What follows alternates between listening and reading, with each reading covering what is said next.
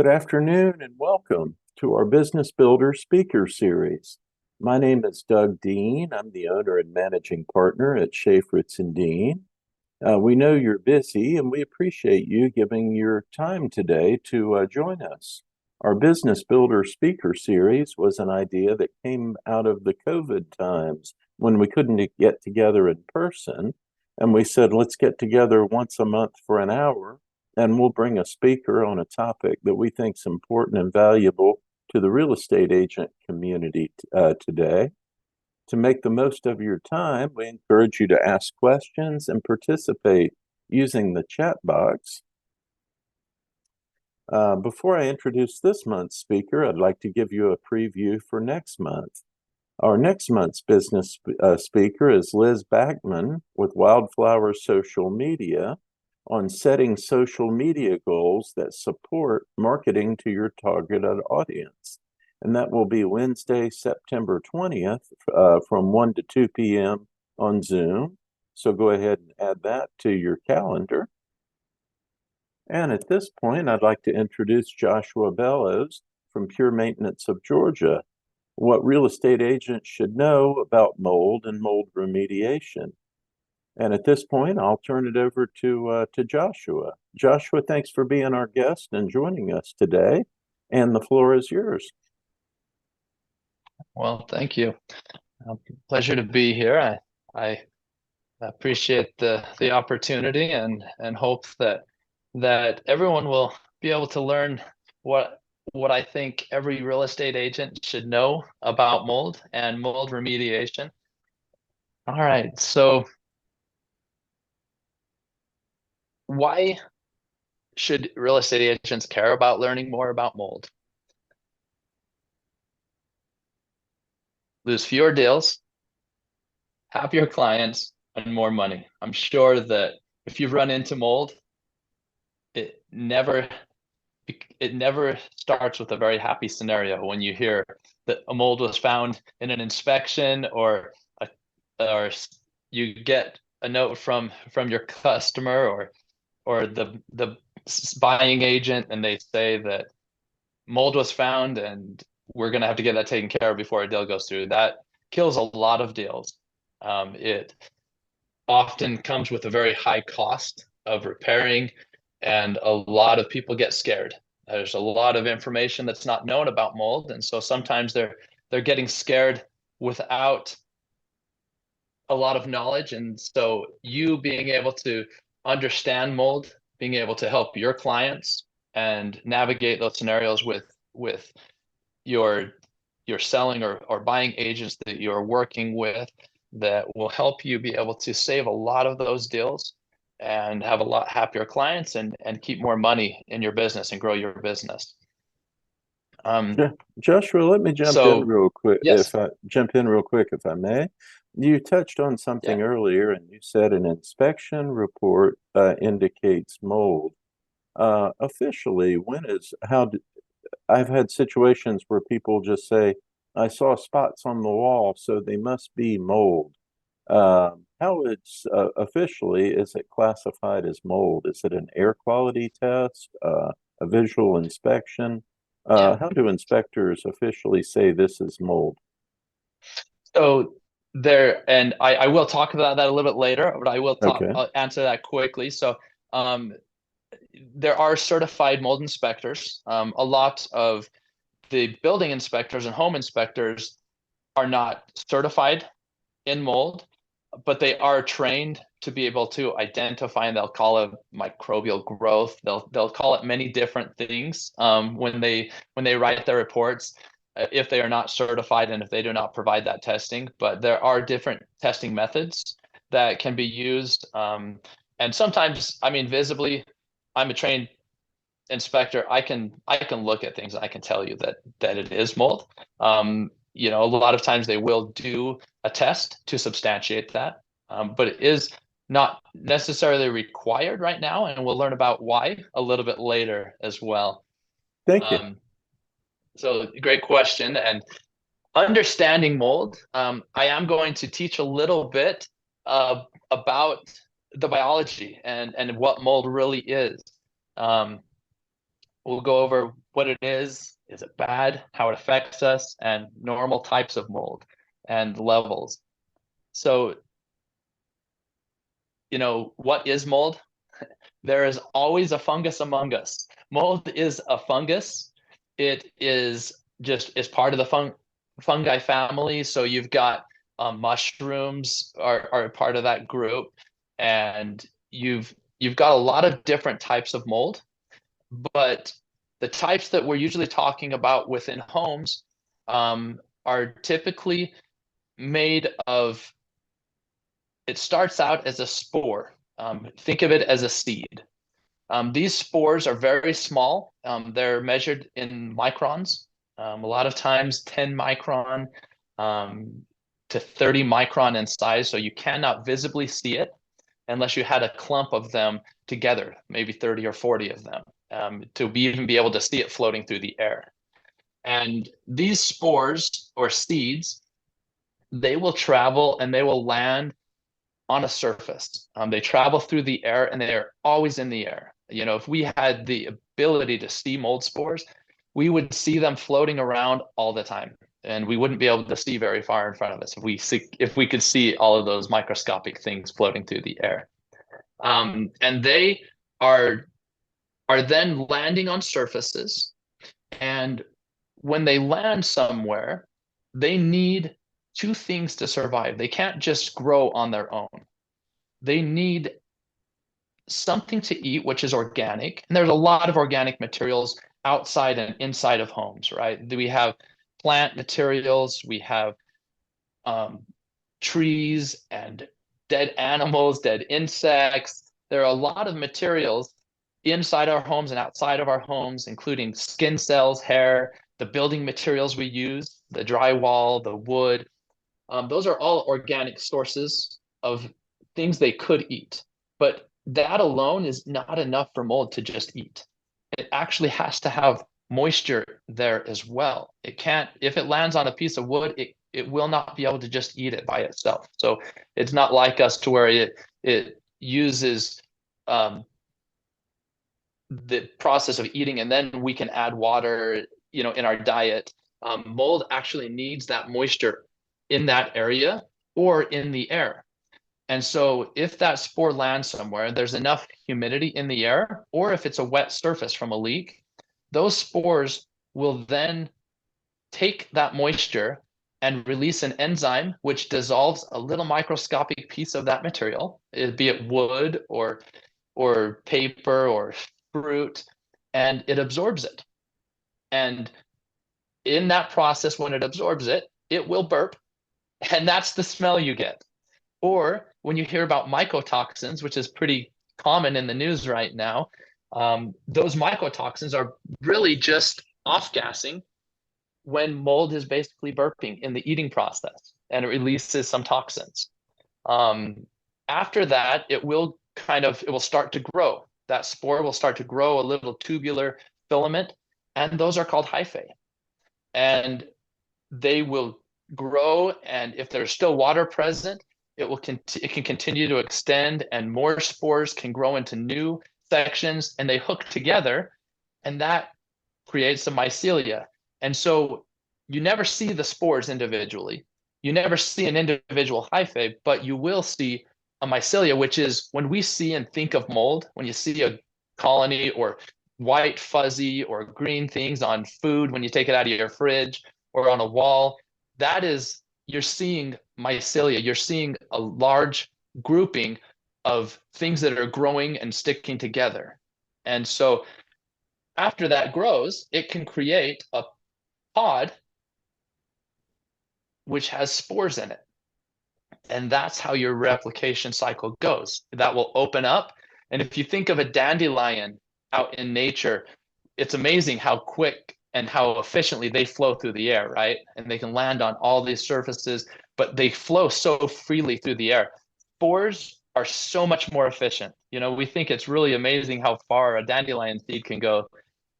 Spores will go faster, further, and they are so efficient at going through the air. And that's how they are able to travel and do the important work that they do. So is mold bad?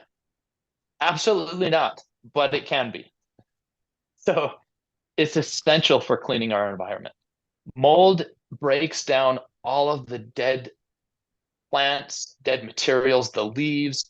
It works with bacteria and it breaks down animals, insects, all these things that are junk that we consider junk out in our world. If we didn't have mold working together with bacteria, we would have just a junkyard. It would be horrible to look at, and we would have 30, 40 feet of junk walking around trying to get through it to get around. So it's so important for us. It's also used in food, you know, bread, beer, cheese, all of that uses mold to create those food products that we use. And also medicine. Penicillin is a part of, they realized that this mold that had grown was killing these bacterias, and that's how penicillin was actually realized, because they saw it growing on a surface and it was killing these bacterias. And so it's really important for us, but when it's in our indoor environment, it has different effects on us because it is an allergen and it does release toxins. And so it's great when it's outdoors doing its job, but when it comes inside and is indoors and growing, it can start to affect us in negative ways. Um, how does it affect us? So the spores themselves, when we breathe them in, they are allergens. So the spore, when you breathe it in, and we breathe them in outdoors all the time, and there are certain levels that a lot of people that have a stronger immune system, they breathe it in and their body identifies it as a foreign protein and it takes care of it. It attacks it and cleans it out of our system. Now, there are those of us who have allergies, and those, when we breathe those spores in, we may, even in normal levels outside, all of a sudden our body says, hey, I'm not very good at dealing with these allergens. I'm going to warn you to get out of this environment. And they start getting a histamine reaction, which is a stuffy nose, itchy eyes. And that's our body telling us that we, yes, do you have a question, Dad? No, no, go ahead. Oh, I'm in sorry. a room where the light went out because of the motion sensitive, and I Oh. was just making some motion to turn the light back on. All right. I didn't know if you're raising your hand there. And um, so these, you know, there are many of us who can't handle even just normal levels of these spores outside. But you can imagine indoors, if we start having growth, these spore levels will increase significantly. And even people who don't have sensitivities can start getting these same allergen effects because your body will say, I'm used to normal levels, but all of a sudden I'm breathing in a lot of these spores and foreign proteins, and it will start to get itchy eyes. And you may have experienced that going into a home or an area that has a lot of mold growth. Now, the other is mycotoxins. And that is when it's actively growing. I talked about how it burps, or it releases these toxins in the off gassing during the process of eating.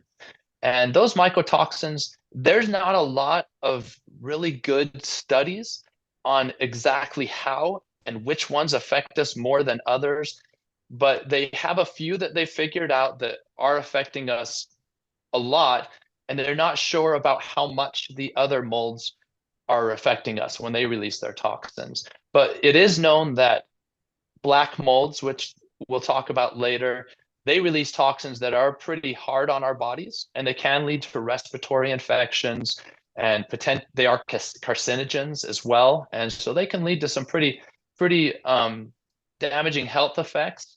And that is the other way that mold affects us, and in those toxins affecting our bodies.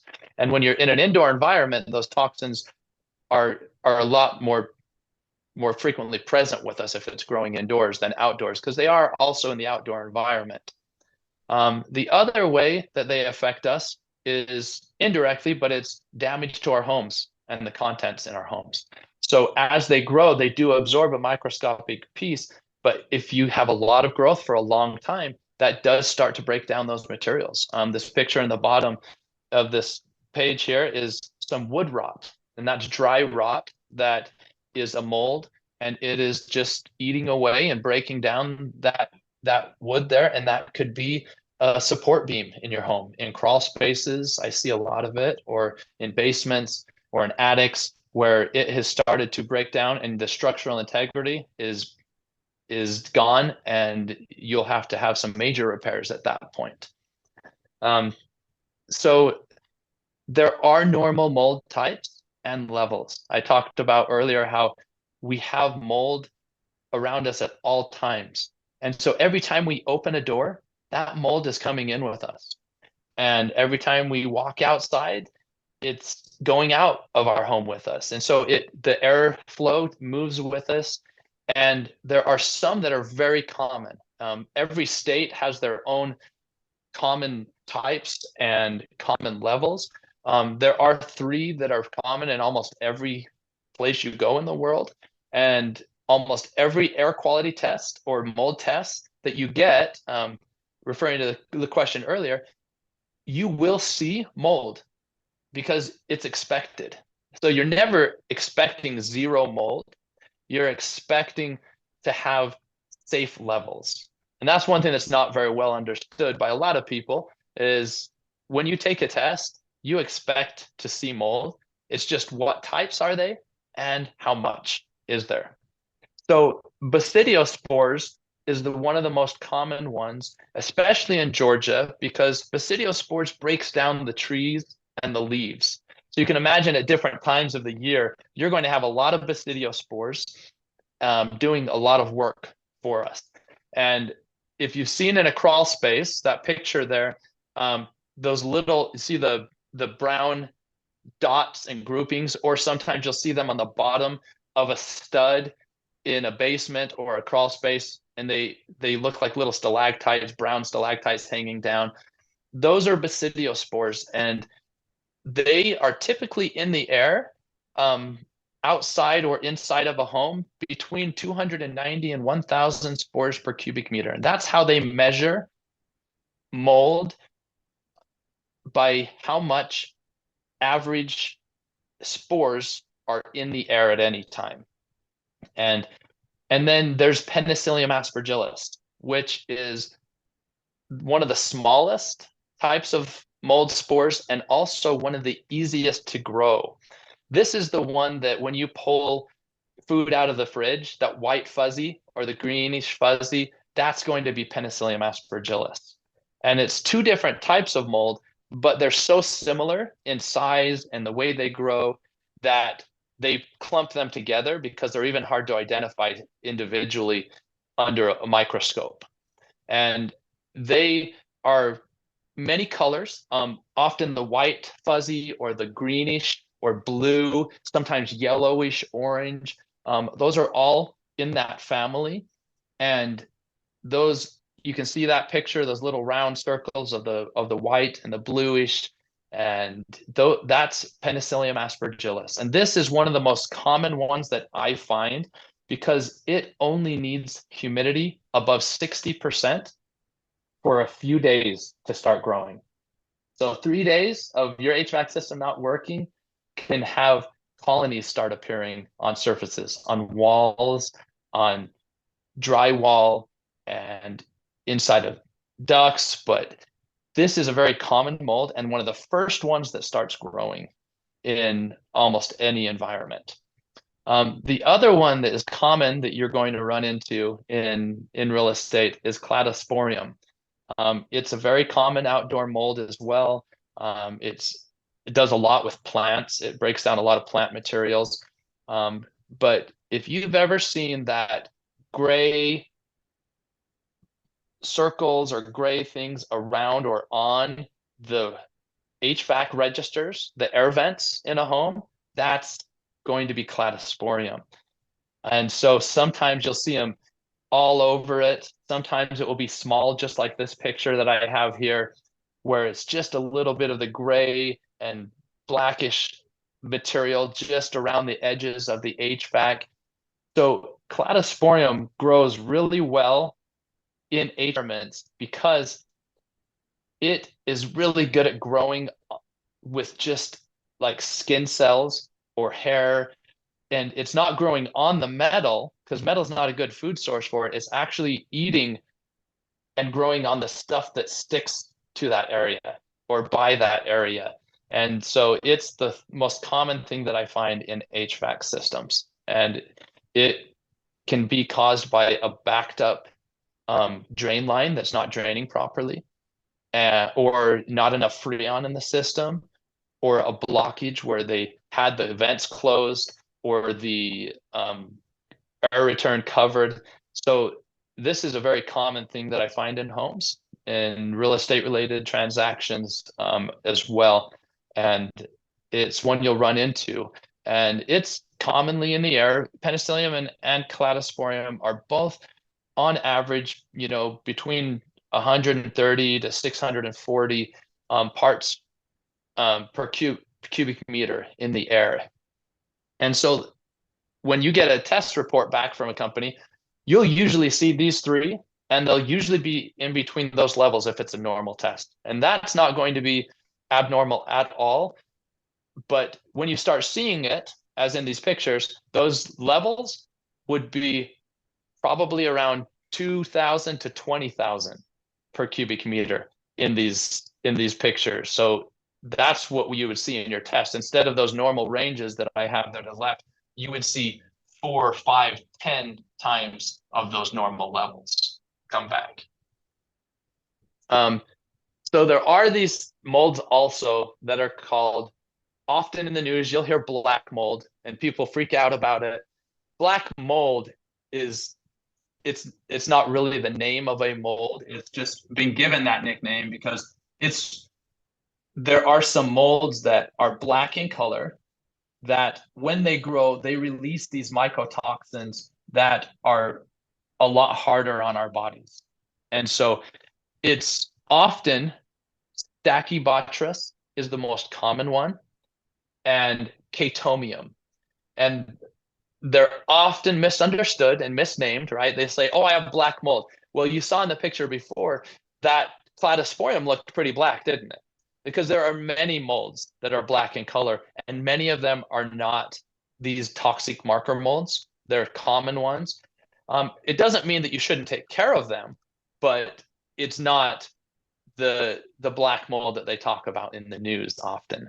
And they do have studies around the toxins released by Stachybotrys and Chaetomium that show that it affects us pretty quick. People can get pneumonia from it, and people can get respiratory infections. They still are not sure if it's a main cause of people having cancers or having deaths from it. There's a lot of studies going on right now, but they are sure that it is a carcinogen and that it can lead to some pretty nasty infections in your lungs or even on skin, and compromised immune systems make them much weaker. So it's a co-contributor, they're sure, of severe things and death, but they're not sure if it's a main cause right now. So understanding inspections, and this goes to the question in the beginning from Doug. And so inspections for mold, some home inspectors will do an inspection for mold if they're certified. If they're not certified, they will usually see something like we saw in those pictures, and they will say, evidence of microbial growth, we recommend a mold inspection. And so there are companies such as ours and other companies that either do mold remediation and inspections or just inspections for mold. And they have certifications to be able to do those inspections, and they will be able to provide testing. And that helps you understand why some inspectors won't say mold, because they're not certified, or their insurance, they're worried about if they do say mold and they're not certified for it, that they'll get into insurance issues and professional liability issues. And then you have people like maintenance employees at condos or apartment complexes, and they won't say mold because they do not want to have to be liable for their tenants to have mold. So there are different reasons that some people won't say mold. They'll say, oh, it just looks like mildew, or it looks like microbial growth, and you'll hear that a lot. And I hear it's funny, that's just mildew. I'm like, what is mildew? And so I don't know. So that's all in the same group. Sometimes mildew is in a different state or a different type of fungus, but or mixed with bacteria, and so it's all the same. They're just trying to protect themselves or protect their companies from potential money or liabilities. And so that's why a lot of people don't say mold when it really is. And it's something that it's kind of silly. They should be able to say it looks like potential mold. That's fine, right? Because it's pretty clearly that it is. Sometimes I laugh when they see a big colony of mold and they say potential microbial growth. So, um, testing methods, there are lots of different methods. They have strengths and weaknesses. They're not perfect. There are testing methods, which is an air quality test. That's the most common. So it's the little round cassette where you put a pump in a room and it collects a sample of 75 liters of air. That's the most common. You can really do as many liters as you want. So typical setting would be you put a pump in there and you run it at 15 liters per minute for 5 minutes. So you're capturing 75 liters of air. And then you take it and you seal it up, you send it to a lab, and they at the lab will take that cassette apart. And in the middle of it was a piece of tape, which was capturing all the particles out of the air as you sucked that air in through that cassette. And they look at it under a microscope, and a technician or a mycologist will look under that microscope, and they are only going to choose a small portion of that slide. So they're only counting maybe 15 to 20% of that. And then they do a calculation and they say, I counted this many of this type of mold. And they extrapolate that with a calculation, and they say, we estimate that per cubic meter, you have this many of this type. And so that's how you will see often mold described as Penicillium aspergillus. They found 10 spores, and that's, 300 per cubic meter. And that's what you'll see on a test. And a lot of times it's in a table or individual line items. And that's what you will see if you get a report from a mold inspection air quality test. Now, other methods of testing, we can just take a tape sample of something we see, and they will look at that and identify what type it is and what level it was. And then there's also swab testing and what's called an ERMI test or HERTSMI. That is taking a dust sample and they send it to a lab that does a DNA test on that dust, or a PCR, polymerase chain reaction test. And that will show you whatever fragments of DNA. It doesn't mean that the mold is alive. It doesn't mean that it's a full particle of that mold, but it does test the DNA. Doctors use that test often to see kind of the history of what you've been exposed to in an environment. It's a more expensive test. It's like $350 for a test, and an air quality test is just $70 with us. A lot of times you'll pay closer to 100 in the industry. Now, those are the main testing methods, and then a visual inspection is usually the most effective inspection tool, because if the mold is not sporing at that moment, you could take an air quality test and it could come back negative. We've done it in a bathroom that was filled with black mold, and it was wet and humid, and we took a test and it was clean because it wasn't sporing at the time. And it was so moist in there that all the spores were down. And that one, if you would have taken a tape test, that would have come back positive. But you can see that each testing method has strengths and weaknesses. And so we use them as needed and as recommended. Now, the protocols for testing, and that is there's a standard from training to where they will recommend an indoor and an outdoor test often, or just an indoor test if you're just trying to check if there are certain types and levels in the home. So there are a lot of different protocols, and I will tell you right now that the mold industry is not regulated federally.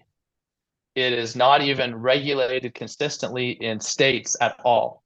So, for example, in Georgia, to be able to inspect or treat mold, you have to have a pest control license because mold is under the agricultural group as a fungus, and to kill mold or kill this fungus, it's a pesticide application.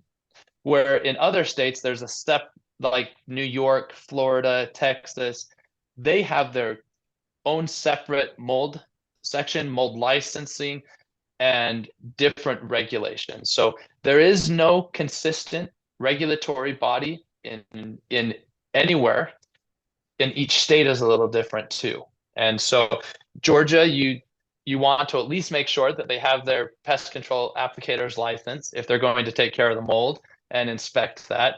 But there are we have many licenses and certifications because we do work with the federal government and states and insurance companies, and so we have the same certifications that would be required in even those highly regulated.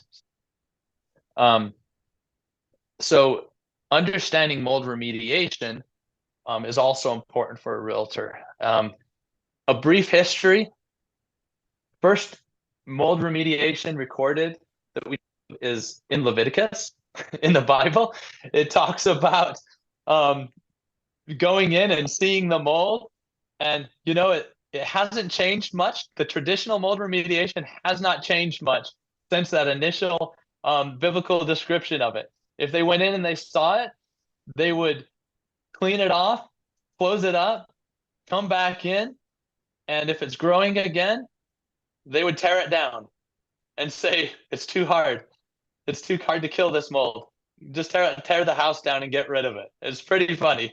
So, I laugh, but traditional mold remediation, which sprung from that, is very costly because mold can be very difficult to kill. We talked about how those spores are very small, right? And they can stay dormant for a long time. And so a lot of times the traditional mold remediation, what they will do is they will section off an area that has visible mold, and they will tear out anything that has visible mold growth on it, whether it was damaged structurally or not. And they will run air scrubbers to try to capture as much as they can. They will use caustic materials on the stuff that didn't have visible growth, and it costs a lot. It takes a lot of time, and that's why traditionally mold has killed a lot of deals, because sometimes you'll get $50,000 estimates for mold remediation off of something even pretty small to look at. Now there are a lot of new methods that have come out. There are mold remediators that now still do the traditional method, but they don't quite tear out as much. They try to section off a smaller area. They try to use some methods of fogging and different technologies to try to make it to where they do less, but it's still the average traditional mold remediation for even a small job is about $5,700. And that's not fixing the leak that caused it or the issue. That's just remediating the mold. Now, I already talked about this. There really isn't any standard regulation behind the mold remediation industry, but there's also no standards in medicine. Doctors have not been trained well on understanding and treating mold. Now, internal fungus infections that can result from some mold exposure, they have had that and they have training on that, but they have not been, there's not enough studies. There aren't enough treatments or understanding on dealing with the mold exposure and the respiratory issues And that is a growing section of the medical industry right now that is being studied a lot more, especially after COVID, because people were indoors and they were exposed to their indoor environments a lot, and in their homes where they were breathing in these spores, or they would turn off their HVAC systems in businesses to save money because they couldn't go into work. And all of a sudden, mold growth was everywhere. I went into a bowling alley that had been shut down for 2 weeks. When they came back in, it was green and white, the entire bowling alley, because of Penicillium aspergillus that had grown in 2 weeks in the whole place. And they got a traditional mold remediation quote for like $150,000, and that was going to put them out of business. And just 2 weeks of turning their HVAC system off. And so we were able to go in and take care of it for a much lower cost. And their test results were extremely clean. And it was the $150,000 became $13,000 with our treatment for that whole bowling alley. And they sent me a note. They were extremely happy afterwards. You can imagine, thinking that they were going to lose their business, but there just really isn't a standard. And so just making sure that they are licensed and certified with, and that they have experience is important. There are lots of different methods, a lot of different companies that do a great job.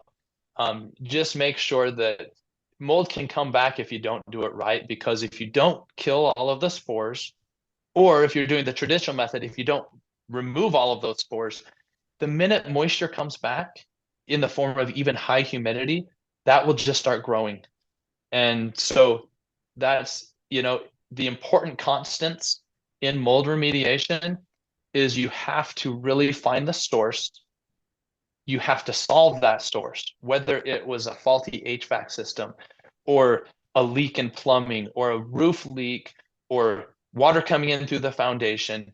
If you don't solve that, you are going to get mold coming back because it's in the air at all times.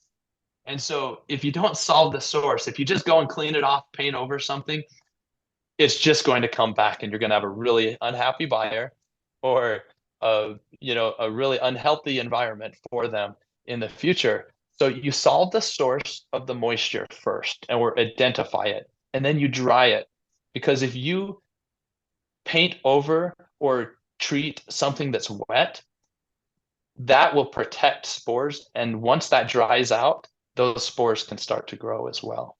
So drying it and then treating it, and then you've got a good environment for it not coming back.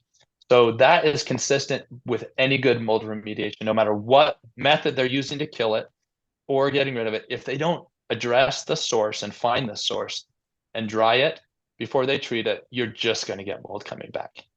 And so when clients try to say, oh, we're just going to wipe it off and paint over it, that's doing a big disservice to the future tenants and also to them, because a good mold inspector, even if they wiped it off, they'll see evidence of something or take humidity readings, and they'll take an air quality test and it will still be high, and even be higher potentially, because wiping it spreads spores into the air all over.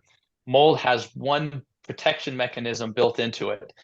It's that if you start to kill it or to wipe it, those spores we talked about in the pods, it releases them into the air, even if it wasn't full yet. It just tries to survive by spreading those into the air.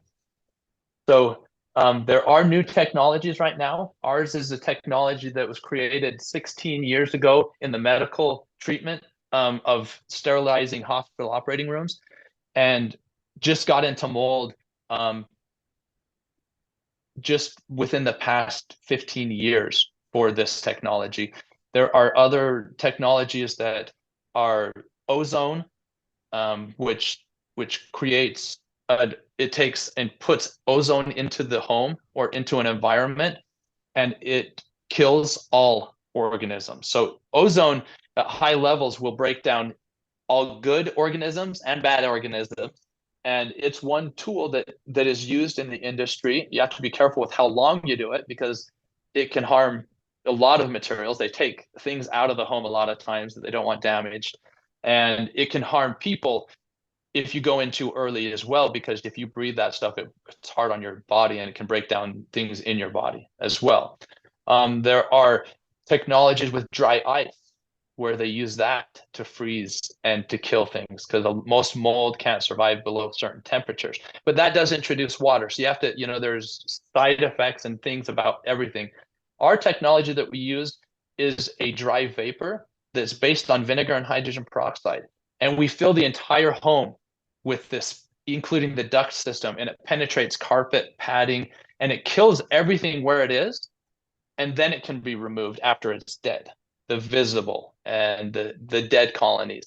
And so you can see a lot of different methods. I've explained the traditional, the our dry fog, and then you've got, these other technologies with ozone and some mix between all of them as well. So comparing some of these, you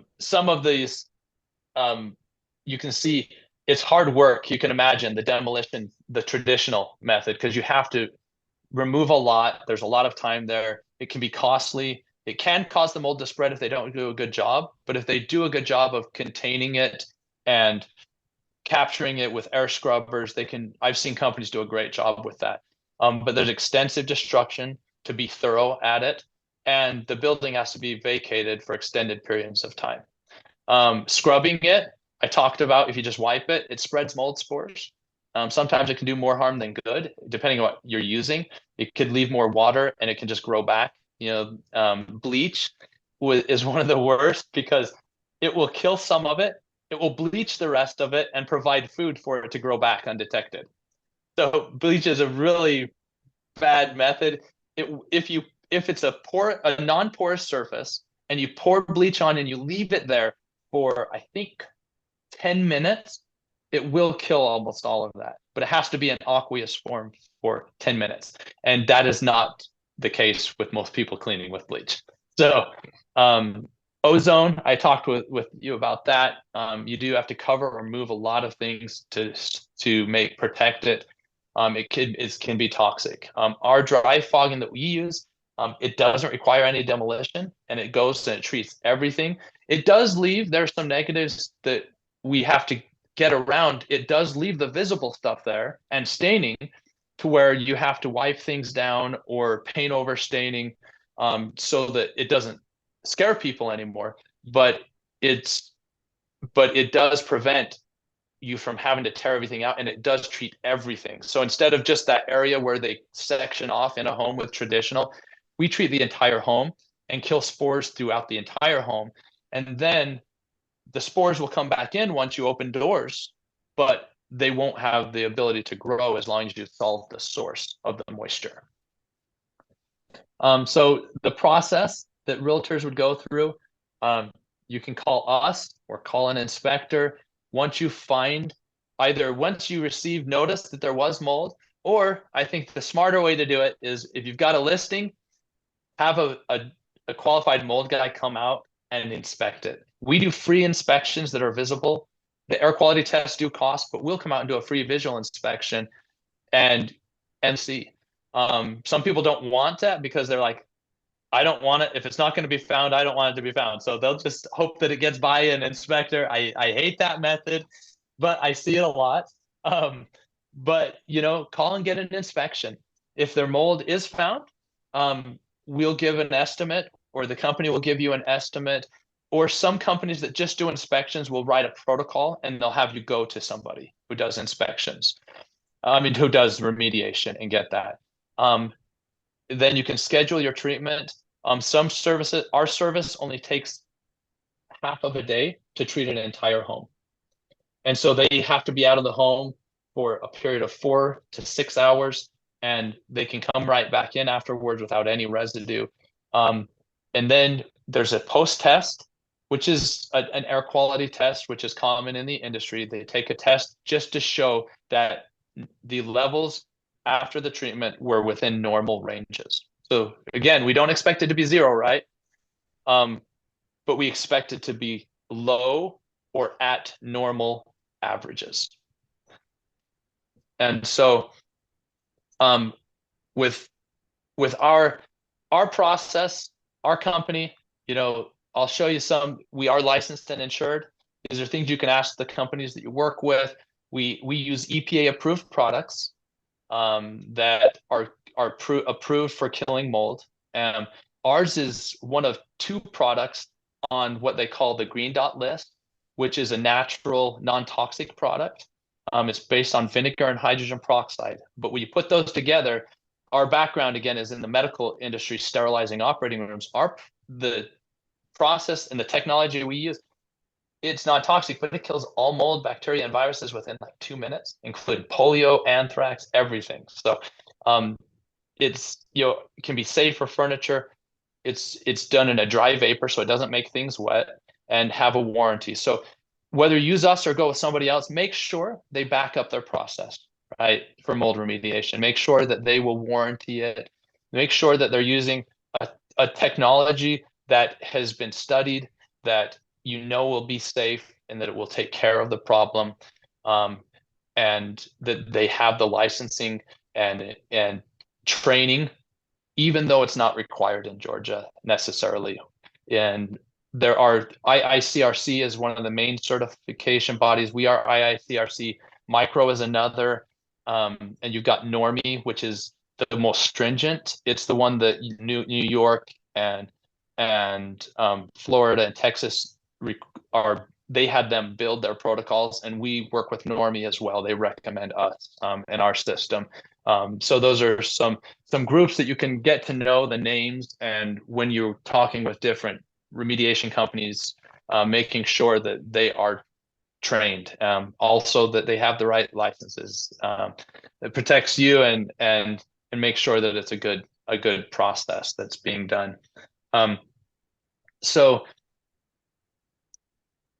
I want to open it up to any questions. I am a nerd about mold. I can answer a lot of questions about mold down to the medical and biological side of it, and also about mold remediation or questions that you have about the process. I'll throw one out. And I believe you mentioned that there are a lot of ways the best way to detect mold is to have a professional inspection. But if you go into an unfinished basement, it's going to have a musty smell because there's no HVAC. Does a musty smell in a basement necessarily mean it has mold? Or is that, some things, a garage or an unfinished basement, it's Yep. going to smell different than the finished areas. Yep. They are. 90% of the time, that smell is indicating mold. Now, there are smells from bacteria and smells just from stagnant air and earth, right? Like if it's an exposed area with the cement, you'll get some of those smells, or a drain, wet dirt. So it's not 100% of the time. But when I go into somewhere and there's a musty smell, that is almost 90% of the time there is elevated Penicillium aspergillus. We just always, historically, we have just said, oh, that's a musty smell, but the smell is a VOC coming off of something. So whether it's from mold or a bacteria, which both of those are from a process of off-gassing during the eating process, or if it's from a change of state of water drying from the dirt, or airflow coming out of a stagnant area. So it's not 100% of the time, but if you're smelling that, it's really a good chance, because when it's stagnant in a basement with no HVAC, that means your humidity is swinging high. And when it gets to 60% or higher, you've already got mold in the air, spores, we know that.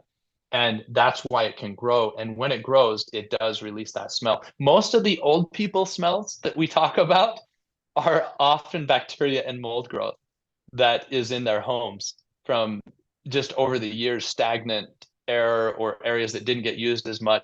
They have some growth. I would say that's whenever I get a call for a musty smell, it's rare that there's not mold growth, but it's not 100%, but it's just very rare. And one of the other things that you spoke about was the importance of moisture. And the only ways that I think of to reduce moisture, one is an HVAC system because the natural flow of heating and air conditioning will help control humidity. And I think you touched on dehumidifiers. What Mhm. about some of the other, the beads you put in a bag and hang? They're Mhm. supposed to absorb moisture, things like that. What are Yeah, effective ways to reduce moisture to prevent mold? yeah. So the best now HVAC is the tool that is built to help move air, keep it from being stagnant, and dehumidify. But a lot of homes don't have sufficient airflow or a sufficient HVAC system to where a dehumidifier is the next step that is the most common one.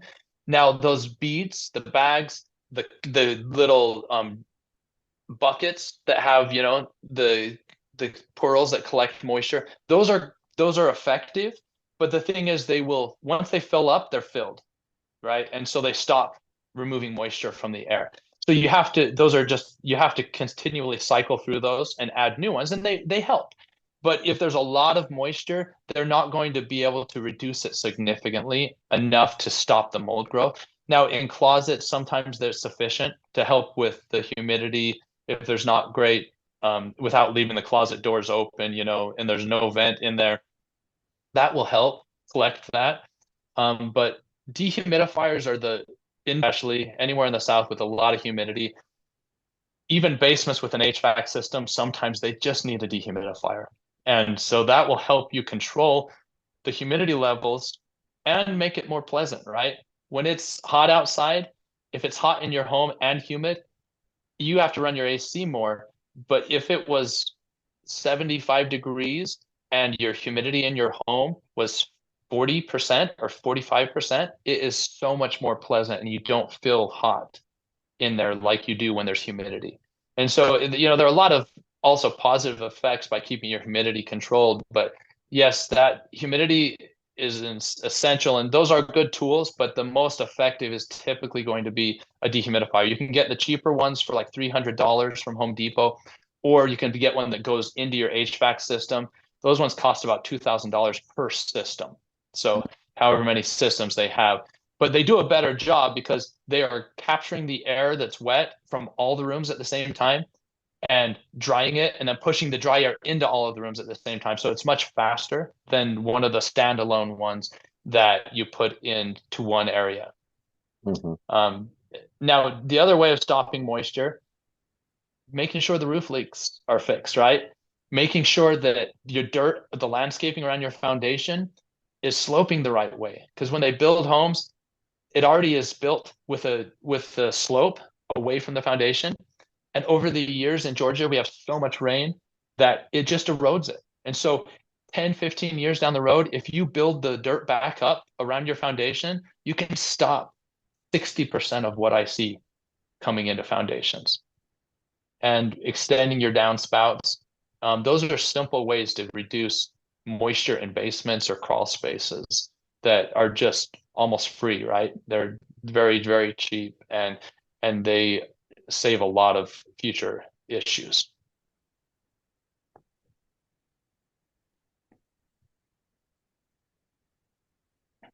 Any additional questions? You're all Anyone? molded out. You realize that sometimes when I talk about mold, I'm not such a fun guy, right? My kids hate it when I use that dad joke, but I got it. Fun guy. Um,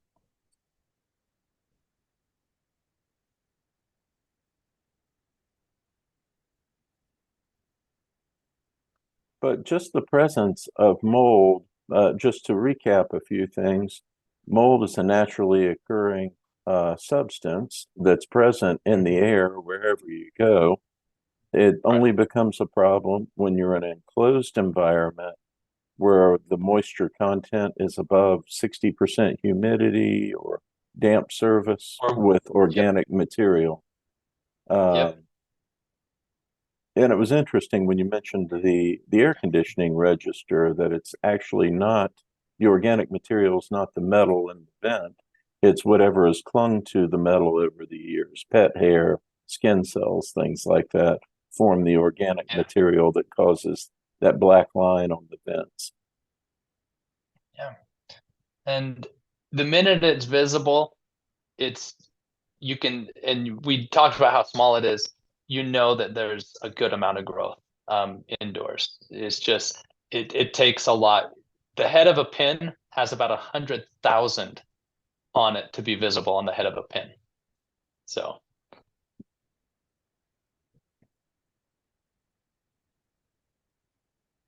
If there are no other questions, I'd like to first thank our attendees for coming to join us today. I hope you found some good information about understanding the causes of mold and how mold remediation is addressed. So thank you for volunteering and spending your time with us today. And a special thanks to Joshua Bellows from Pure Maintenance of Georgia for being our guest speaker today on the Business Builder Speaker Series. Again, they are the third Wednesday every month at 1 o'clock. And tune in next month, Wednesday, September 20th at 1 p.m. And we're going to be talking about how to better leverage social media to enhance your business. And so we'll look forward to having you next time. Also, we do record our Business Builder Speaker Series. So we're going to take the video from today and we're going to post it on our YouTube site and in our website so that if you wanted to go back and review the material, you can. Or if you have somebody that you'd like to share the material with, we'll send a link out once the video is available, and you can share the video with anybody else that might benefit from seeing it. And we'll let you know when the videos are ready and posted on YouTube and the website and so forth. But thank you again, especially to Joshua for your time today. And thanks to each of our attendees for spending some time with us today. Please let Joshua from Pure know if he can help you with mold, and let me know at Schaefertz and Dean if we can help you with real estate closings.